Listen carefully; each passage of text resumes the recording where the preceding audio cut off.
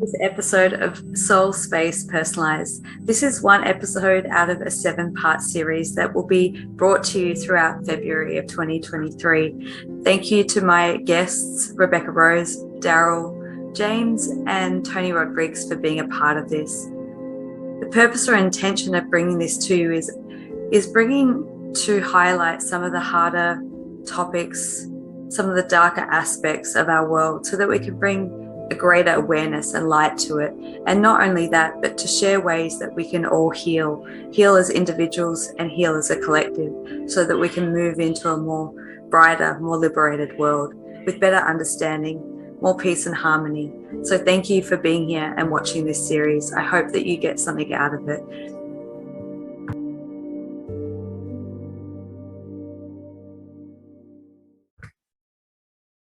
Hello everyone, welcome. This is Alicia Brashe here at Cosmic Gateway. I am so excited to present my next guest to you. So for the duration of this month, we'll be looking deeper into the Secret Space program, looking at different people's testimonies and sort of looking at all the pieces of the puzzle, trying to make a greater sense of what is actually happening and what's occurring.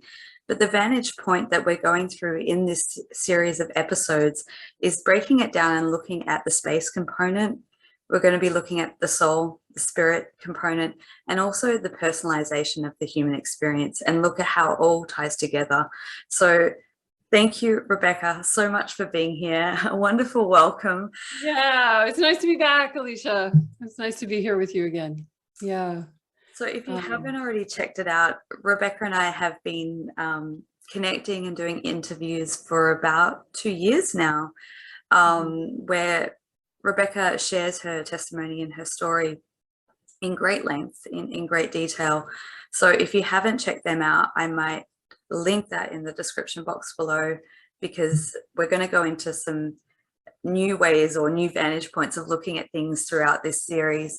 And just to add some context, you may want to go back and rewatch it even if you've seen it the first time. So I just don't even know where to begin, because I guess from this series and what I was shown or guided to approach it as is really looking at the 3 components. So obviously you've had your time out in your service in the 20 and back. I say that very loosely because it can be longer, it can be extended, you know, and trying to look at the timeline of what was occurring out there in space and correlate it to what was happening in your human experience, and trying to look at, like, the way that I see it is like 2 timelines, and they run sort of concurrently, I guess you could say. And then I want to look at like the integration of those 2 aspects and how Rebecca as a human being has gone through her healing process, her journey, and basically paint a light for people, perhaps if they are starting to go through the process of recovering or retrieving memories, feeling like they're going completely insane and needing support, you know, taking people like yourself as maybe a little bit of an inspiration or something to look towards as a support tool. So I know that you see clients and do personal sessions, and you've been doing that for a long time. I know myself, you've been incredibly helpful on my journey. And so I just want to thank you for that work. And I also will link that in the description box below. So if you are listening over the series of these interviews with myself and Rebecca and something clicks in your brain, or you feel something and you feel a resonance and you feel guided to connect with it, I highly recommend it. So starting from the start. I know always whenever, you know, you start talking about somebody's story, you, like you said, like, where do we dive in? Where is even the entry point to this? I was taken in 1982 for the longest experience in space. Prior to that, I was taken to the German base on the backside of the moon, and things were happening there. But that was the longest stint, began in 82 for me. So just to give people a sense of like what years was this even happening? I'm writing that down because I'm collecting data as I go along. Yeah, so it's always, I think it's a tricky thing to talk about. At least for me, I've always felt like I went You know, you mentioned parallel timelines in a way. Yeah. And for me though, personally, I've always felt like it's gone a little perpendicular, like being pulled sideways through time and coming back into the same moment in time, like exit stage left. Yeah. 20 years later and then coming back in. So I have, in my own personal like cosmology with this, it's been a little difficult to conceive of like a year out there being a year concurrent with my life on Earth. It's all in perspective, but that's a little slippery slope to contemplate all that for myself, and I think also for viewers, like for all of us, it's a little bit, it gets pretty weird quickly. Yeah. Do you want to talk about, and we don't have to go into great depths unless you want to, but I want to look at, basically you can speak from your own experience about the entrance point into the programs and what was occurring around that time, and maybe even as a general statement of like perhaps what you've seen through working with clients, of how this happens, like how is that entry point, how is the selection process? Oh yeah, this is a rich topic. Like, why do people end up in the programs, right? Like, why is this even happening? I mean, I can talk about, let me talk about myself first. I mean, I have a certain profile that, you know, was the reason I was vetted, and you know my story, and that for me it had a lot to do with my father, who was working with a top secret clearance with the Navy and with Lockheed Martin. So he's deep inside the military industrial complex and being somewhat controlled himself. So I was vetted through him. I mean, without my father's involvement in that arena, there would have been no programs for me. I'm pretty sure of that. Yeah, I also had a mother with, there's ritual abuse in my mother's side of the family. And I would say there's dark reptilian things in her bloodline that I think my mother's German. This makes it really compelling, you know, especially I think the Germans want Germans, you know, they might preference that. And, you know, I had, let's say, an intuitive gift that was already, you know, the fomented, the actualized presence of heightened intuitive capacity was already there. I was in the gifted program, blah, blah, blah, blah, blah. They vet people through that, you know, that program. I think that's pretty well known. And there's this whole kind of grooming process. For me, I had a hell of a lot of stuff going on starting when I was 4. And there was a rich, you know, we could just do a segment on just talking about what was happening between 4 and 9. There was a whole lot of stuff going on there. So it was slowly routing me into the larger time and back experience. Yeah. So, and everybody, I mean, I'm trying to think with my clients, what do I see across the board? You know, what comes to mind with that question is actually, a lot of times there's an element from the soul's perspective, not from the conventional third density perspective, but there can be, this applies to me as well, a kind of self-agency applied to this. Like, did you come in to fulfill this? Was there a deeper part of your own journey that is being fulfilled through, at a soul level, perhaps vetting ourselves for the experience? Is something we might need. I know that can be difficult to understand. From again, a 3D, you know, human perspective, that doesn't necessarily make sense. For my story, I've said before, and I'll say again, I volunteered for all of this before I came in, so I could understand the deep inner workings of the beast and begin to be a voice of undoing it. That is written all over my soul's, let's say, agenda before incarnation. Yeah. So we definitely do. I mean, I see that. I do see that. We're not, I would never say I'm just a hapless victim of my experiences. That doesn't mean I haven't had to make an excruciating journey with this, or that it's not, you know, it hasn't been easy. It's been really difficult.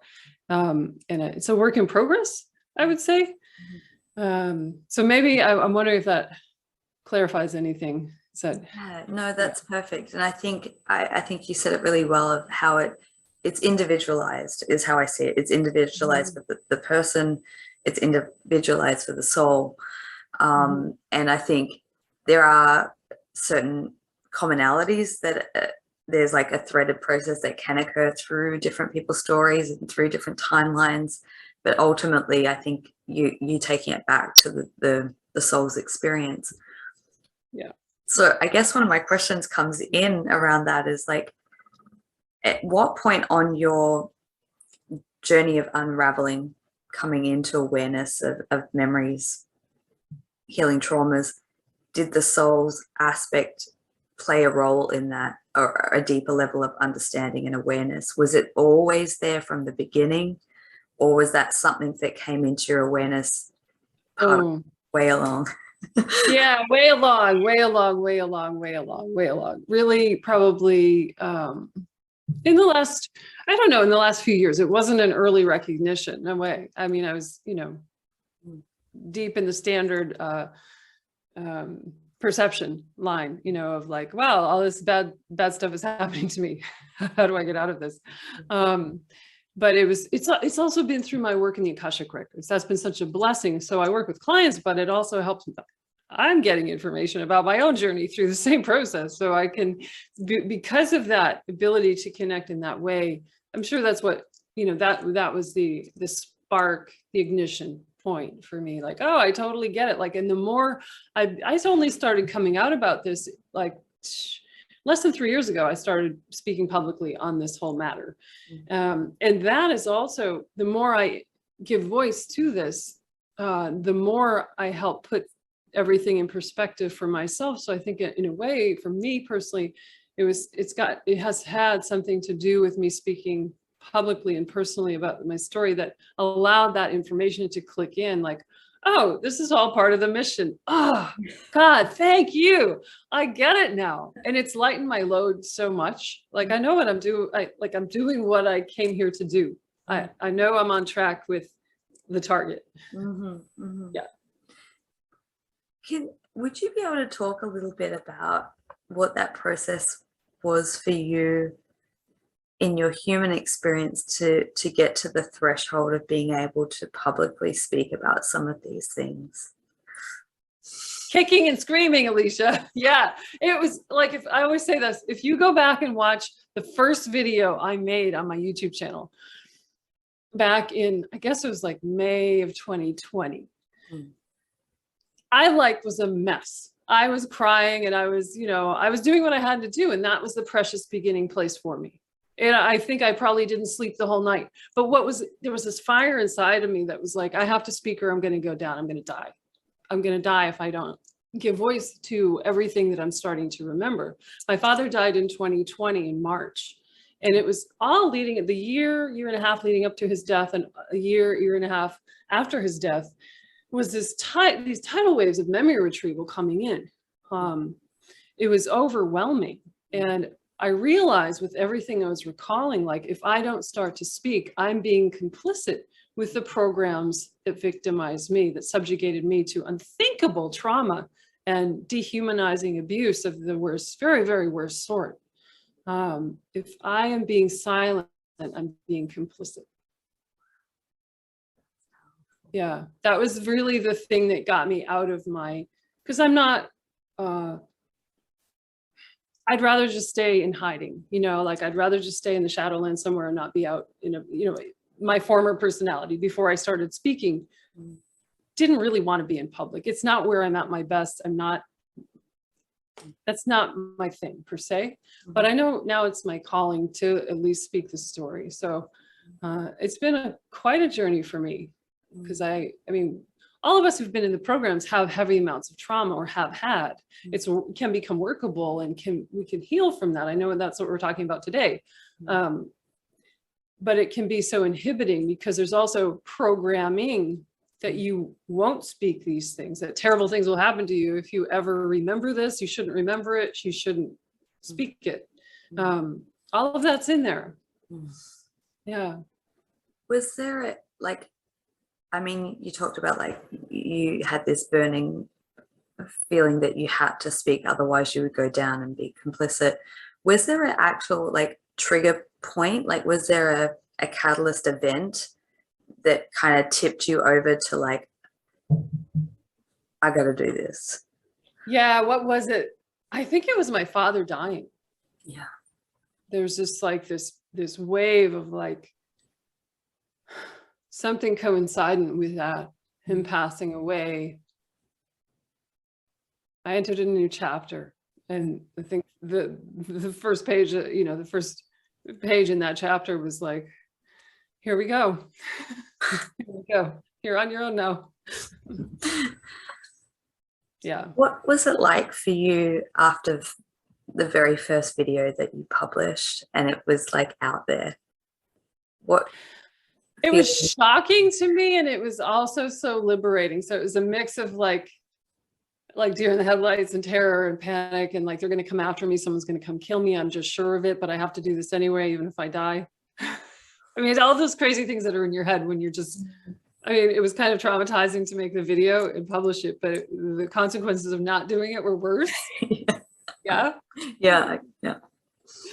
So yeah, I mean, it's interesting to talk about this now, Alicia, because it's so, that part of me is so, I'm not that person anymore. Like, I don't have any of that with me anymore. So the process for me, my personal process of healing has had, I mean, it's been tremendously healing to bring the story to the public and to keep speaking on it. I know that's part of the mission.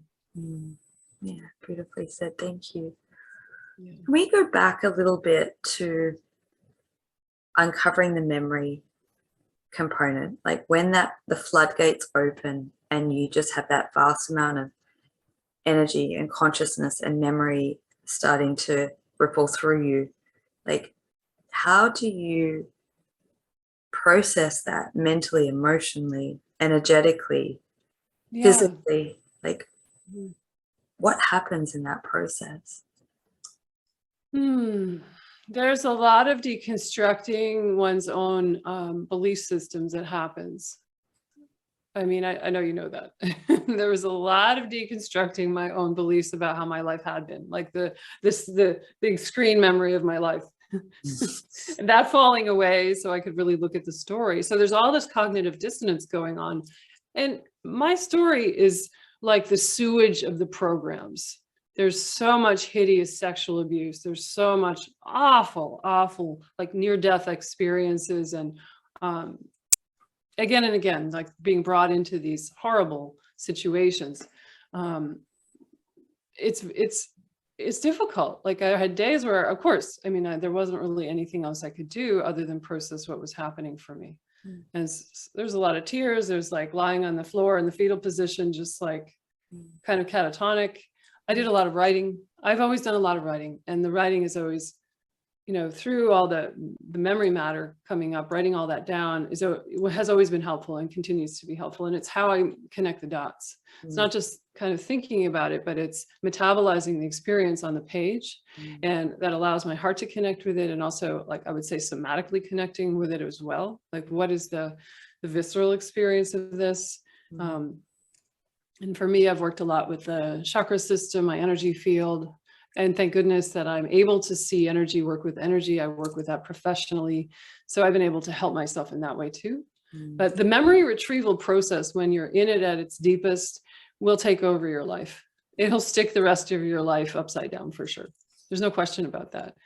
Yeah. But I would add to that, it's worth it, and it doesn't last forever.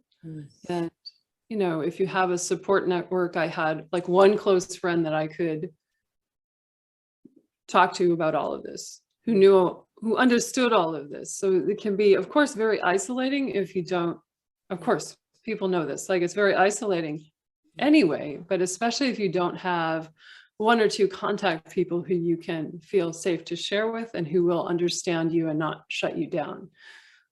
You'll probably think you're crazy for a while. Like, I've had memory retrieval where, like, is this even possible? I mean, that's still happening. Like, I'll get something new opening up, catalyzed to, divulge from the deep vault in my subconscious. There's more memory coming up. This is still happening. It's not over. I don't know if it'll ever be over, but have somebody there. Have somebody there who can help you, and to trust that there's a higher intelligence in your system that can help you regulate. I think I'm saying to trust the process. And it's even when you're down in this wellspring of emotion that might feel so overwhelming, it's not forever. It's not forever. Like, I don't want to discourage people from, you know,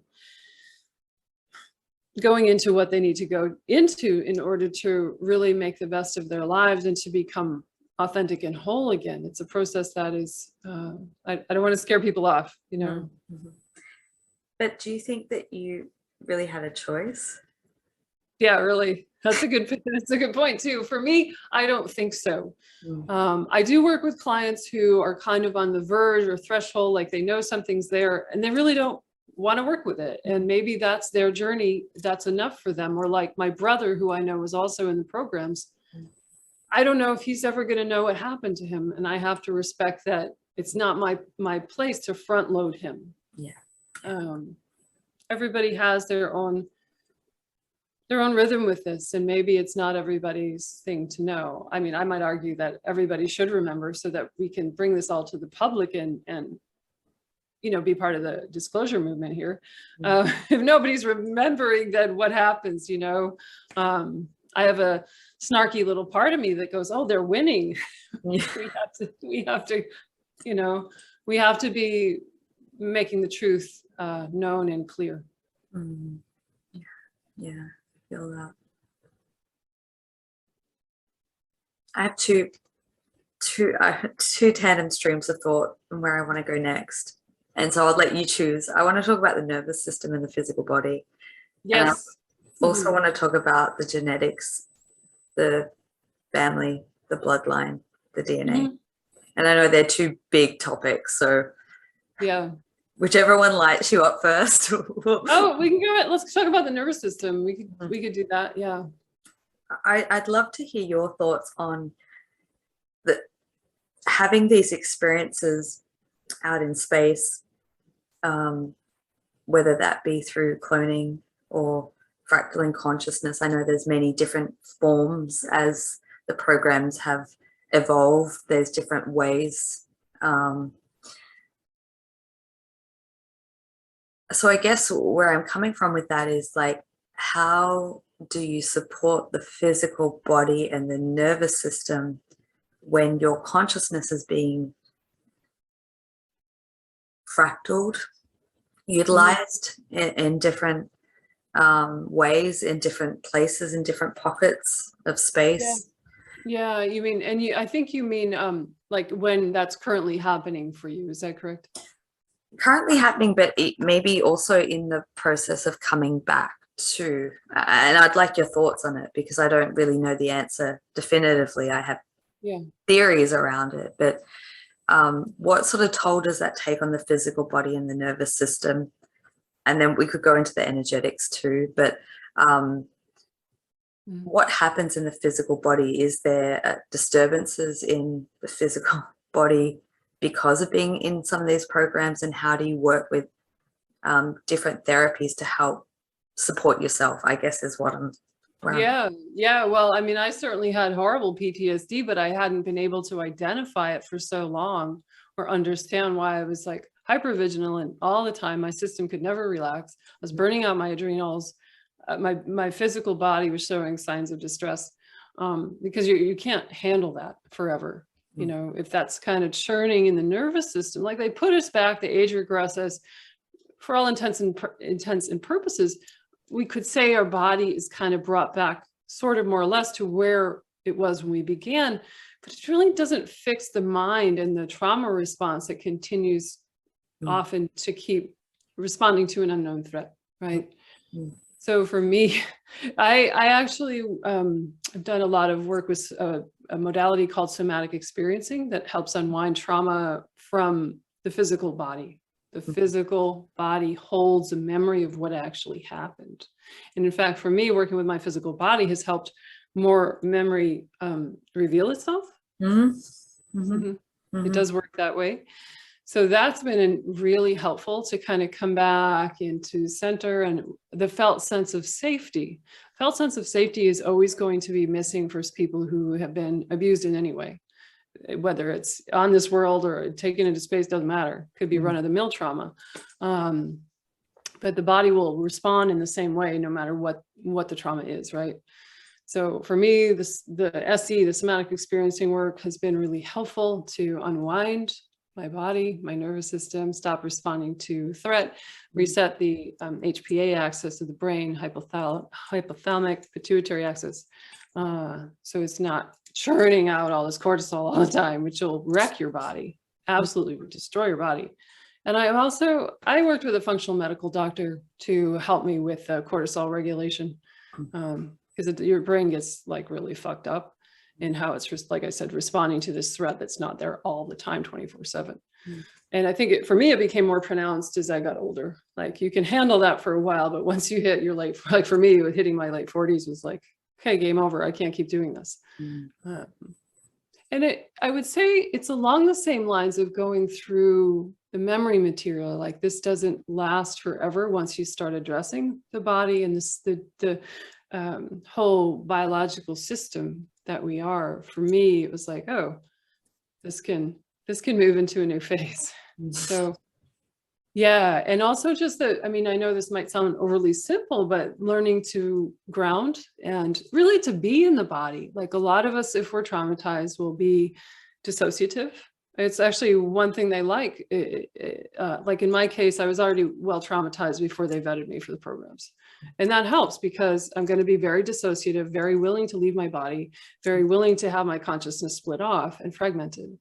So just coming home into any kind of somatic work, Feldenkrais, anything that gets you having a felt sense of your own corpus, the soma. It can be very scary to be in your body if you've had a lot of abuse. You want to be anywhere but your body. So it makes me kind of emotional. Yeah. There's so much dissociate. I mean, we're living in a traumatized world. So the whole planet on some level, look at our world. Everybody has some measure of trauma, even if you don't think you do. Yeah. And it's all relative, Yeah. Trauma is trauma. And we all have different reactions to it, but the body has all these biological reactions that we have to help sort of regulate. And I think whatever your human journey and soul's journey is, it's still trauma, and we still have to process it out. And I often talk about how if our consciousness is in different places, whether that be a past life, whether that be through a program, through childhood, it's still a trauma that we then uncover, that we have to start to process out. And it comes in many shapes and forms, but often can feel very similar. Yeah, that's well said. Yeah. Yeah, there's a lot to all this of talking about kind of the nuts and bolts of working with this physically, psychologically, emotionally. There's a lot there. And it's not, it's really noble work to come back home. We can talk about this as being really basic. We think about the body as kind of low and something we don't really need. We just need to, I don't know, solve it conceptually, or think about it really hard and then it'll get better. It's not. We're being brought back into it's almost working at a pre-verbal level with our experience, which is really helpful. It can help rewire the brain and our neurological system, which is so needed. And we learn to feel, for me, learning to feel held by a benevolent world again. It's a work in progress, but it's helped my system so much. So there's not that charge of stress all the time. So feeling safe, what do you do to start to feel safe? I mean, we could spend 2 hours talking about that, but that's what, if you think about how so much of our trauma happens it can be at a pre-verbal stage. It certainly was for me, developmental trauma, and it's all happening when we're little. And to go back into this other language to rewire ourselves, because it's how our system we can develop these patterns that are so maladaptive. But the other thing is, the flip side of that is that it's workable. The human organism is phenomenal in its capacity to be resourced and to heal and to connect with higher energy and to know where stability is. Like we know where it is. We know where it is. Deep inside, we know what we need. So for me, also slowing down my life so I could hear, like I'm a meditator. Lots of people probably know that by now. I'm always pumping up meditation. but coming back home in that way has helped my nervous system tremendously to kind of learn to be present and to notice what I'm feeling or what I need in the moment, and to work at a slower pace. And again, that's really calming and soothing. Yeah. So child wants to be soothed, and it's what I was getting at earlier. I don't think I finished my sentence. I went off somewhere else, but it's the addressing the child component. That I was so little when so much of badness was happening, that I have to go back and work with those young, vulnerable places, which are so, I mean, precious and tender and pure in a way, and a kind of soul retrieval happening in that department as well. So I'm kind of going all over the place here, but yeah, I think. Can we speak to that a little bit more about the soul retrieval aspect and working with different versions of yourself? I know that's been a really hot topic for me of late, through sessions of like going back to past traumas and, you know, reworking timelines, and I won't get into the complexity of it all, but I know that that's something that you've worked with a lot. Is there anything that you could share around like reparenting or re-comforting a younger version or aspect of yourself, and how's that been for you? Oh yeah, awesome. That's some of my most powerful work that I'm still doing. I mean, I have young parts that I work with. I kind of greet them and like cuddling with them every day, you know, like, hey, how are you doing?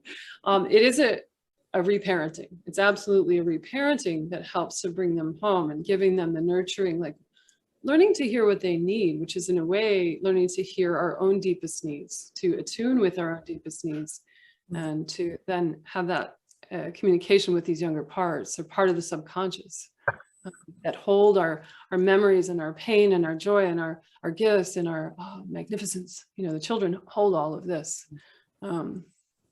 So I've gone back, and they're children for me. Like I have a newborn, I have a little older infant, I have a 4-year-old, I have the part that was at Montauk named Augie, and a 9-year-old and a 17-year-old, and they're all kind of part of the mix of different stages in my own development and different stages of things that happened to me and different stages of wellness now. In a way, they're so home now. So I will always say that the inner child work is a kind of soul retrieval, because if we split off, there's going to be a child, and I see this with clients, there's going to be a child part out there somewhere, wandering, lost, alone, afraid, out in the cold, and we are tasked with bringing them home.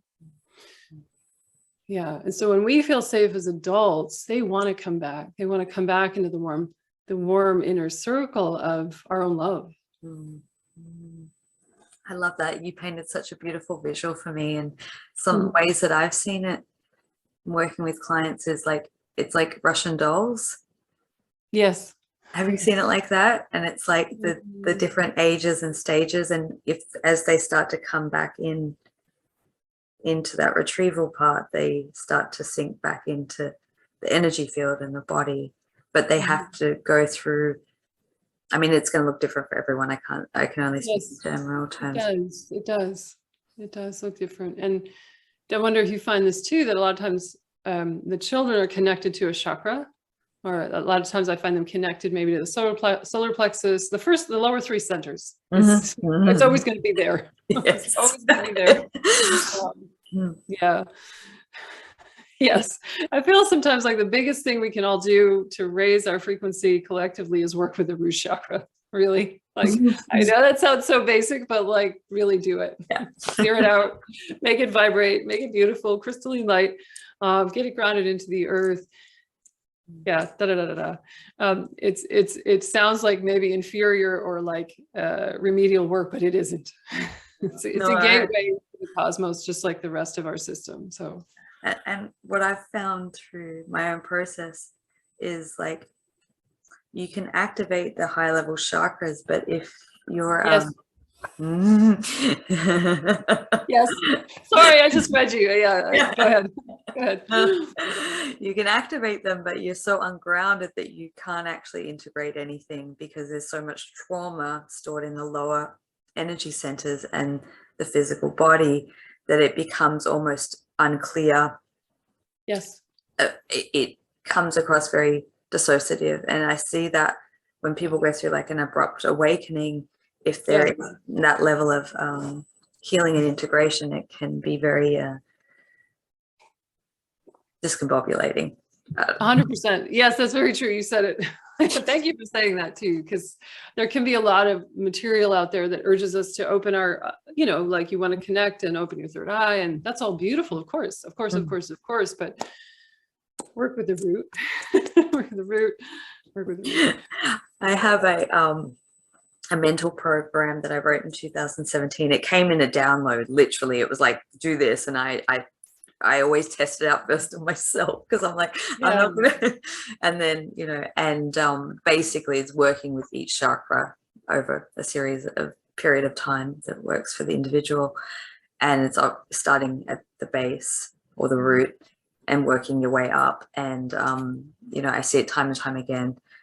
The first 3 weeks are the hardest. It's like boot camp. It is. Well, and to acknowledge too that the area of the root, the pelvic floor, the anal and genital area, the perineum, is a very, that's a loaded place for us. So it can be difficult to kind of work with, that area of our biology and our energetic intelligence that exists there. It's quite fraught. So really, having compassion when we're kind of trying to access or shift the energy in a place that, there's a lot of conditioning around that area of our body. Yeah. And it's also, I would say with clients, I see this, and you may see this as well. And for me, this happened when I was little. My first chakra was used as a feeding gate for energy. Thank you. Oh, yes. Right? Keep going. Yeah. Yeah. Mm-hmm. Mm-hmm. So a lot of times dark entities will attach at that place, and your energy is going to get zapped. Mm-hmm. So yeah. It's also what happens in ritual abuse. I hate to say that, it's kind of crude, but it's a feeding gateway. Because when you look at the purpose of like the aspects that the root or the base chakra governs, and also the biological aspect of where it's located, if there's trauma that is imprinted in there, whether that be physically or energetically, it's going to be constantly pumping your nervous system in like a fight or flight response. Yeah. And then it creates a tear in the energetic field that allows I see it as like either an entity attachment comes in, or it can be almost like an energy thread that plugs in, and then it can manipulate and distort the field, the mind, and it runs through. I'm still working on a lot of sessions where I've seen that, and especially at the sacral chakra. And yeah. So I guess the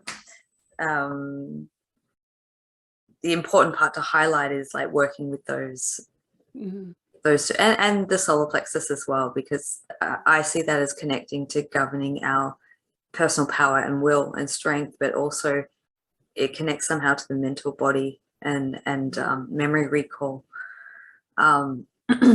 And so it's like strengthening those three is so incredibly important. And yeah. Sorry, I probably cut you off there. I got a bit excited. No, not at all. It's all, yeah, I mean, it's a great topic. You don't have to be in the programs to gain benefit from this, these reminders, I feel. Mm-hmm. Yeah. Can we turn now to look at genetics, ancestral lineage? Yeah. So, as we were talking about the root, and I mentioned that about ritual abuse, it's kind of a heavy topic, but it's all connected. I was going to say, Alicia, should we go into the bloodline stuff? Yeah, how about that? So, find the entry point here.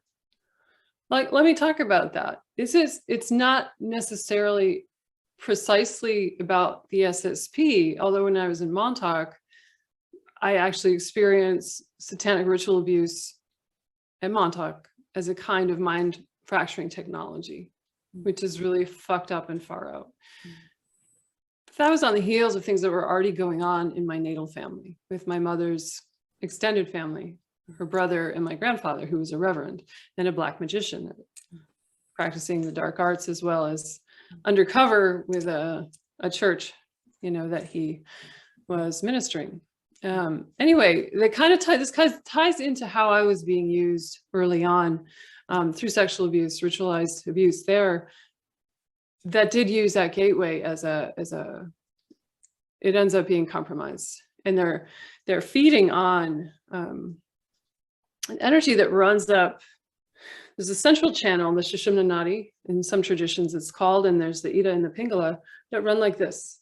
And so my up either side from the perineum, and my left side was entirely like that left Ida channel they were feeding on that. When there is sodomy involved, and they choose that. Sorry, we're getting into this, but let's just go for it. No. I'm glad you're going there because let's just keep deep diving here. It co-opts the psychological, psychic, all that juicy goodness of higher contact that happens when we could talk about as Kundalini energy, if you like. That's They're just, oh, let's have that. So the kid doesn't have it. They're part of the point of these kind of abuses.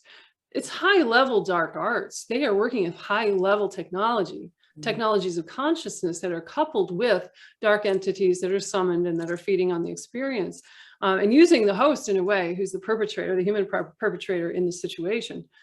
But in this case, it's like, I see this and I can sense that. I know this is exactly what was happening. It's true. That's why they're choosing the anal gateway, because it's very close to the base of the spine.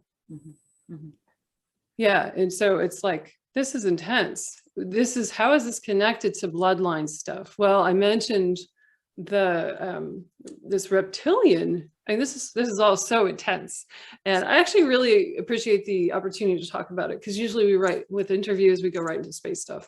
And this is something that I see clients who have like satanic stuff in their early beginnings, something they were taken into. It's not all that common, but it's going on and it's gone on, and it needs to be discussed. Like some of our darkest stuff never gets talked about because we don't want to offend our nice audience. Fair enough, but it stays kind of submerged and isn't getting cleared. So there has been in that bloodline a dark reptilian DNA hijack, going way back, generations back. What happened to me just in the last few years? The long story short is I was able to change that DNA. I didn't know that was happening, or that was what I was doing. And I believe too that was a main reason I was also vetted into the programs, was that dark reptilian DNA blueprint there. They want that. That's very juicy for people, the masterminds behind programs like the SSP. So I was sitting in meditation, this is a few years back, and I felt this reptilian aspect coming in on my left. And of course my guard's going up. I'm like, okay, what is this? Where are we going here? And this was happening over several days, and I felt the energy coming into me, and I went, read the energy. Is it bad? It's not negative. It's not coming to co-opt me. Over time, I feel that it's part of me, and I begin to understand what's happening. So all of this played out organically. I was not masterminding this. I was not at the wheel of this. Something higher was helping me with this, and all I was doing was sitting in meditation and allowing this to occur. So in meditation, I felt the green reptilian aspect coming up, like how co-opted she had been, and coming up through me. And kind of the visual I got was her breaking free of this shell and all of this, like she had been turned to stone and like crumbling into dust, all of this old ossified gunk falling away. And she became a white reptilian that was merging. It was like the DNA changed, so it was aligned with this Lyran energy, this benevolent Lyran energy, reptilian going way back into Lyra. It's really beautiful. And that this being the white reptilian aspect, I recognize as a part of myself, and as well as a protector and a guide named Tia. So it's become, I mean, from the darkest dark to the lightest light. It's a story that is kind of mind-blowing. I don't get to tell this very much because it's convoluted and you can't tell it in like 30 seconds. There's a lot of backstory to it, but I find it quite beautiful. I find it quite beautiful what happens when we, like going back to what I was saying about remaining open to our own process. So yeah, that poses so many questions. Was that an aspect of you from your, what I have a terminology now, it's called soul lineage. So we talk about ancestral lineage of being like bloodline sort of DNA, but I talk about the soul lineage as like where we have come from through the soul's experience. Was that aspect of you along your soul's lineage that then came back and incorporated back into you that was somehow connected? It gets so convoluted. I know. It does, doesn't it? There's two. Yeah, thank you. No, I would call it more of what was in my genetic inheritance. Yeah. So, I mean, is that really separate from our soul? Yeah, it gets complicated. It's not the most natural part of me in my soul's inheritance, I would say. It's a convolution of that. So I suppose we could say, yeah, I don't, it's hard for me to pin that down exactly. Because in a way I feel like I didn't even know you could change your DNA. So when I asked what happened with this, I should go back and read all my notes and the transcripts on this whole experience. It's kind of far back now for me, but I didn't know you could change your DNA. I'm like, is that a thing? Is that really a thing? Like I had to look it up when my guide said what I had said, like, what even just happened today? They said you changed your DNA. And I'm like looking online, like, is that a real? But I felt as if I was adopting a soul group, adopted by, they came to me. This group came to me. I was not sublicating them. I was just like the hapless recipient of this. Yeah, they came to me. And so this is such a reminder that, I mean, as we're talking, it's like, yes, there's a higher organization, a cosmic blueprint that we're always, if we give ourselves time and have trust in that process and open our minds and our hearts so it's possible, something will come in. We will be aided and abetted at every bend in the road. I know you can agree with that. I think you can probably agree with that. Yeah. Do you have any idea around like the hijacking of that bloodline and like how many generations that may have occurred in and how that process, you might not know the answer to this, but when was there, I guess the way I've always seen it, like I see DNA or lineage as like an energy stream, and it's come through in a lot of sessions where I can track back to like maybe 5 or 6 generations, and it shows up in color form. So it's like it shows me like a really bright color, and then all of a sudden that color gets diluted and kind of murky, and it's almost like this entanglement that wraps around, and then it comes into you as a child, and then it's like you go through this deconstruction process that then feeds back that lighter vibration or frequency. I don't know if that makes sense. Oh, it does 100%. I saw it. Okay. See how it was traveling. Yeah.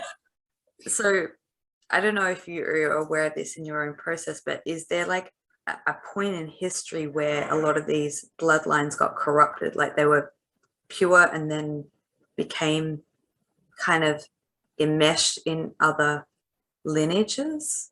Yeah, that's a great, and this is not a great question. Whenever we talk about origin points, like where did this all even start? Isn't that juicy? Like, it's kind of mind-blowing. So in this case, what I see psychically is related to something going on in the culture at the time, and people playing with learning about the mechanics of higher consciousness in a darkened kind of way. These people might have had even lifetimes in Atlantis, where something's going on there. Atlantis is always popping up. There's also a lot of good. I'm not saying that Atlantis is all like negative. Yeah. But there was like a lot of playing with really high level kind of alchemy there in ways that were not all light. So there's people start messing with the what do I want to say, like the genome, as they're working with the psychological alchemical consciousness and darker forces, right? So it seems like things that can happen in a political arena that's starting to get tainted. The people are starting to be corrupted. Whenever I had this conversation with my larger team of guidance, let's say, and I said, where did this all even start? All these inversions and perversions and like the satanic thing, where does this even go back to, right? When did this start? Is it Babylon? What did they say? When we became separate from the divinity inside of ourselves, when we gave our ticket to God, it's not in here, it's out there. We started getting into theism and the external worship thing. That created something it's like a rupture in the human spirit in a way. And that's not to condemn all religion or blah, blah, blah. But I'm saying that we started to give our power away. We started to become unfree. And we're going to become more and more co-optable as history goes on, because we're getting farther and farther away from the universal consciousness stream that connects us to source, which is lit up in every one of our trillions of cells and in the DNA code.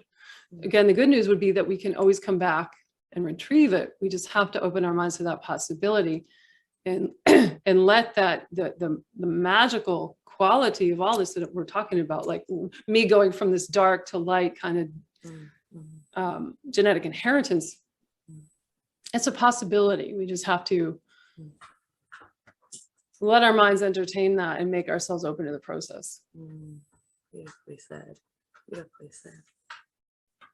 It yeah, I always like to go back to the origins. It's like, okay, well, where did this begin? But you feel like you're tracing back and then back and then back, and then it's this ever unfolding journey. Yeah. Well, so what do you see with that? I mean, how do you conceptualize all that? I guess for my own process, it's been in stages. Like there's been a very earth element to it, and then it went more cosmically, and then it all sort of came back in and integrated back into the physical body for me. But I think